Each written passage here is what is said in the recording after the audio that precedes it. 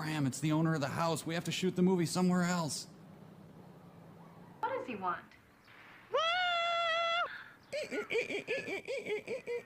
Oh, dear. So, that was sex? My hero! Ugh. Whoa. Whew, you know, there hasn't been such a glorious battle since the Arnold Stang-Wally Cox fight of 1958. You really humiliated me. What?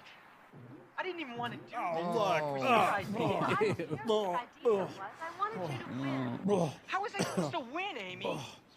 I've never even done this before. It was an unfair match. You looked really pathetic. Okay, grab a rake. Let's go.